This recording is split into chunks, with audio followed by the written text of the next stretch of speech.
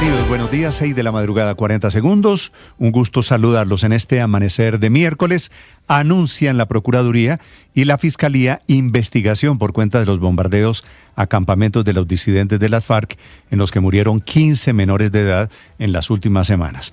Van a investigar si hubo violaciones al derecho internacional humanitario y parece que no.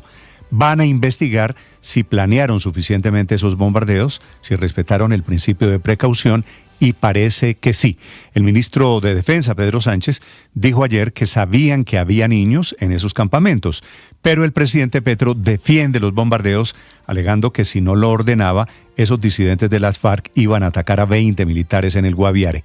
Ese es el motivo de las investigaciones, evaluar si se cumplieron o no todos los protocolos. La cúpula militar está en plan de defenderse toda, a pesar de que la moción de censura que fue presentada ayer es contra el ministro de la Defensa. Anuncia el presidente Petro que lo seguirá autorizando porque no hacer esos bombardeos sería una licencia a los disidentes de Iván Mordisco y compañía, que podrían seguir reclutando niños y usarlos como escudo en operaciones militares, que es la verdad lo que vienen haciendo desde hace muchos años. Estamos en medio de una controversia muy a la colombiana alrededor de bombardeos que, por otro lado, es la única arma, esos bombardeos, efectiva para luchar contra los disidentes y contra el ELN y contra el Clan del Golfo. Pero por el otro lado, es cierto, esos disidentes o ELN o Clan del Golfo se han rodeado de niños intentando algún nivel de protección. A propósito de Iván Mordisco, publica un video lleno de cinismo, se llama Néstor Gregorio Vera, aparece descaradamente en un video amenazando al presidente Gustavo Petro y la seguridad para las elecciones de todo el país el año entrante. Dice este señor que le va a hacer un juicio revolucionario al presidente, que él quiso hacer la paz y que lo que está haciendo el presidente Petro con los bombardeos a campamentos es la respuesta a la presión militar de los Estados Unidos. Este es el panorama político, geopolítico de guerra que tendrá que enfrentar el ministro de Defensa, que por otro lado es la víctima de la moción de censura que le están radicando en el Congreso de Colombia. La parlamentaria Catherine Miranda consiguió 30 firmas congresistas, inclusive algunos de ellos del pacto histórico o petristas, que quieren tumbar al ministro de Defensa. La moción la apoyan Alexandra Vázquez, Leila Marelli Rincón, Andrés Cancimance del Pacto Histórico, pero también Marta Alfonso o Jaime Raúl Salamanca, cercanos al presidente Petro, que son de los Verdes. Todos ellos firmaron la moción de censura para tumbar al ministro de Defensa. A propósito de esos bombardeos, la Defensoría del Pueblo ha publicado el informe sobre el reclutamiento forzado, que aunque el presidente Petro dice que ha disminuido en su gobierno, en realidad solamente este año dan cuenta de 162 niños reclutados, un promedio de un niño cada 2 días.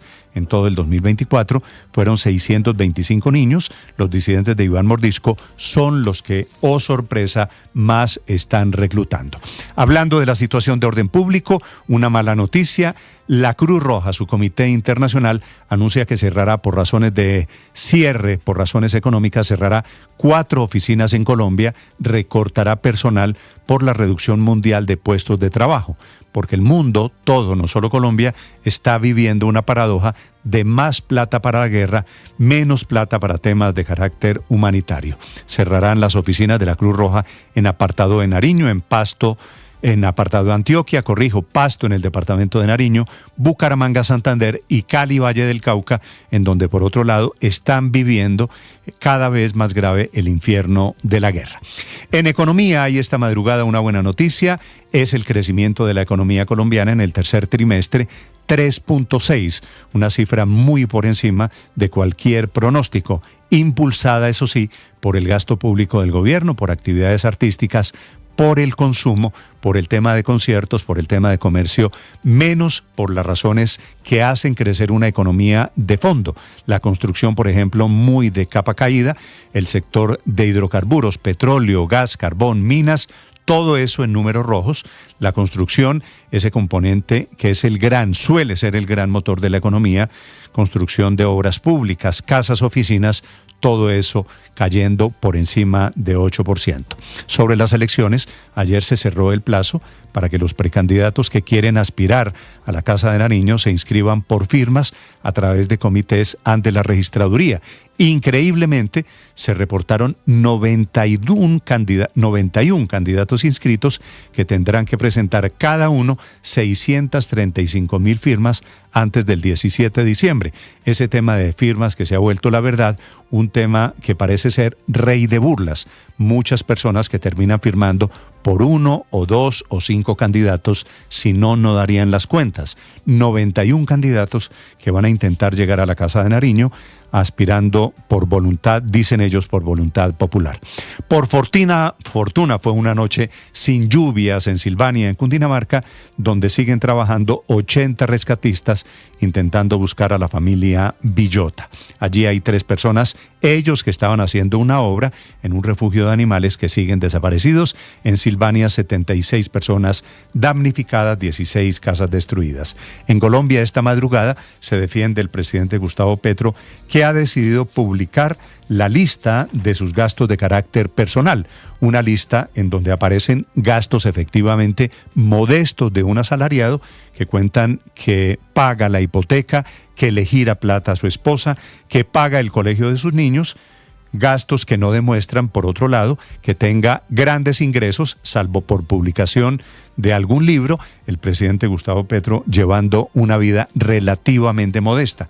¿Qué es la manera, Ricardo, en que el presidente Petro está respondiendo a la inclusión de su nombre en la lista Clinton? Sí, señor Néstor, buenos días. Esta madrugada, Néstor, buenos días. El presidente Gustavo Petro precisamente justifica la orden, la autorización que le dio a la UIAF para la publicación de sus movimientos financieros sobre su inclusión en la lista Clinton. El presidente dice lo siguiente: la gran pregunta es si ustedes, le dice a los colegas de RCN Televisión, pueden demostrar que mis gastos superan mi sueldo y mis ingresos por regalías de mi libro. No se puede demostrar eso. Y agrega, al presidente de su país, señores, Noticias RCN lo acusan de ser jefe del narcotráfico, según el presidente de los Estados Unidos, y tras ello lo vinculan en la lista OFAC.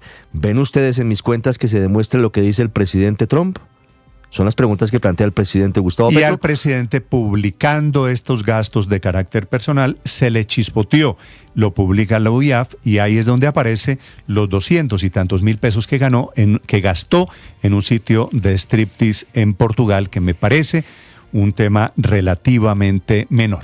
Bienvenidos, son las 6 de la mañana, 8 minutos. Un gusto saludarlos. Con noticias de Colombia, en segundo les contaré a propósito en Estados Unidos de la ley que fue aprobada anoche en Cámara y Senado, una ley bipartidista, tanto demócratas como republicanos, que van a publicar los papeles de Epstein, en donde constan los contactos, las conexiones de ese señor, un depredador sexual pederasta, que tenía relación tanto con líderes de los dos partidos, demócrata y republicano en Estados Unidos, como gente del mundo del espectáculo que iba a sus fiestas.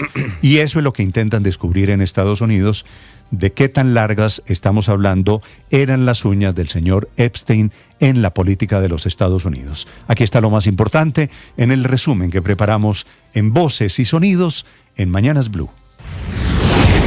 Y el principio de distinción se refiere a si es combatiente o a si no es combatiente. No a si es blanco, alto, negro o qué edad tiene, es si es combatiente o no es combatiente. La Procuraduría General abrió indagaciones preliminares y la Fiscalía General una noticia criminal con el objetivo de determinar si en las recientes operaciones militares y bombardeos se ha presentado o no alguna omisión a los protocolos del derecho internacional humanitario y determinar si había conocimiento previo sobre la presencia de menores de edad en las zonas de operación contra las disidencias de las FARC. El exministro de Justicia, Néstor Osuna, hoy delegado para la defensa de los derechos humanos de la Procuraduría General de la Nación. De allí lo que vamos a recabar es, primero, los informes de inteligencia, que allí está toda la información que nos permitirá saber eso. Si se tomaron las precauciones necesarias, si se sabía y si era posible saber allí en el terreno que había adolescentes, que había menores de edad reclutados y que formaban parte del ejército ilegal. Entre tanto, la representante de la Cámara, Catherine Miranda, radicó la moción de censura contra el ministro de Defensa, Pedro Sánchez, con la firma de 30 congresistas, entre ellos 3 representantes del Pacto Histórico. Logramos las firmas de casi la mayoría de partidos políticos presentes en la Cámara de Representantes, así que esperamos que en los próximos 10 días esta moción sea citada y pasados 8 días para la votación. Bueno, de todos los partidos, la buena noticia es que firmaron hasta del Pacto Histórico. El presidente Gustavo Petro defendió los bombardeos de su gobierno, asegurando que no hay ninguna violación al derecho internacional humanitario y reiterando que no se suspenden estas operaciones. Esto dijo en el Congreso en octubre de 2020. Aquí unos congresistas han dicho, lo malo del asunto es que las FARC reclutaron menores de edad, ¿cierto? Pero entonces, porque las FARC reclutaron menores de edad, la Fuerza Pública de Colombia tenía que asesinar 312 menores de edad bombardeados. Alias Iván Mordisco, contra quien iban dirigidos los recientes bombardeos del Ejército Nacional, reapareció en las últimas horas en un video amenazando al gobierno nacional, a las elecciones de 2026 y calificando como una declaración de guerra las operaciones militares en su contra. La reciente declaración de guerra y los bombardeos en Amazonas, Guaviare y Arauca solo obedecen a la complacencia a los gringos sedientos de sangre de niños colombianos, cansados de la sangre de niños palestinos.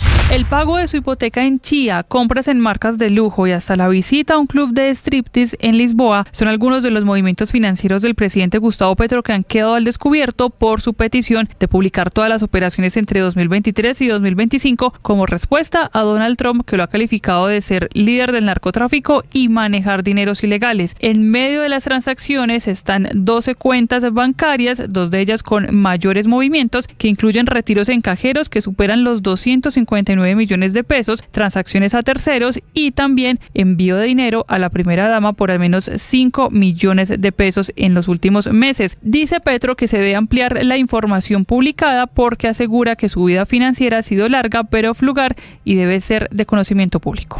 El Consejo de Estado le ordenó al presidente Gustavo Petro y al ministro del Interior Armando Benedetti que en un término de 5 días se rectifiquen sus acusaciones contra el personero de Ocaña, Jorge Armando Borges, a quien señalaron de colaborar con el ELN. Además, el alto tribunal le pidió a la UNP actualizar el estudio de riesgo de Borges. Salió oficialmente Aldo Cadena de la vicepresidencia del Fondo Nacional de Prestaciones Sociales del Magisterio FOMAG tras 10 meses frente a esta entidad. La presidenta encargada de la fiduprevisora Rosa Dori Chaparro posesionó a Herman Bayona como nuevo vicepresidente de la entidad. La economía colombiana creció 3,6% en el tercer trimestre del año. El crecimiento fue impulsado por sectores como la administración pública, el comercio y la industria. En lo corrido del 2025, el crecimiento económico llegó al 2,8%.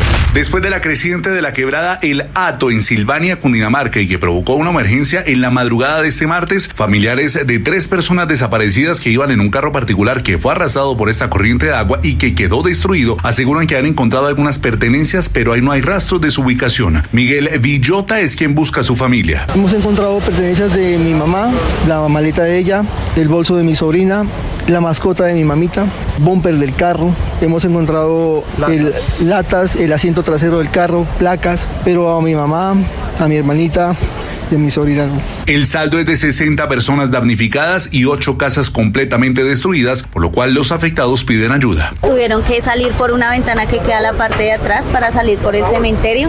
Exactamente 4 veces con esta, la más dura, y pues como siempre vienen, prometen, dicen cosas y la verdad nunca cumplen. Prácticamente de manera unánime en la Cámara de Representantes y en el Senado de los Estados Unidos fue aprobada la ley que obliga al Departamento de Justicia a publicar todos los archivos relacionados con el pedófilo y explotador sexual Jeffrey Epstein. Se ha hablado de alrededor de 300 gigas de información y decenas de miles de documentos en poder de la Fiscalía del presidente Donald Trump. Aunque cabe destacar que durante meses el presidente Trump se resistió a que se aprobara esa ley y a que se revelaran más detalles de los archivos de Epstein, asegurando que es un montaje de los demócratas y que es una farsa que busca desviar la atención de los logros que ha tenido su gobierno. El gobierno polaco acusa a ciudadanos ucranianos que trabajarían como agentes de inteligencia rusa de colocar explosivos en la línea ferroviaria que une Varsovia y Kiev.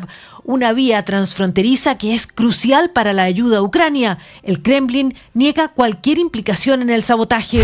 Y en Deportes, Colombia cerró el 2025 con doble triunfo en la fecha FIFA. Fue 2-1 ante la selección de Nueva Zelanda y 3-0 ante Australia. Goles de James Rodríguez, Luis Díaz y Jefferson Lerma. Colombia entonces se dispondrá a enfrentar nuevamente los partidos de cara al Mundial en marzo del siguiente año, muy posiblemente contra Francia y la selección de Croacia. Yo creo que hemos estado bien hoy, yo creo que queríamos acabar así, pero creo que hemos hecho bien las cosas. Además, empezaron los cuadrangulares semifinales del fútbol colombiano. El Deportes Tolima se impuso 1-0 como visitante ante Fortaleza con gol de Parra. Estás escuchando Blue Radio.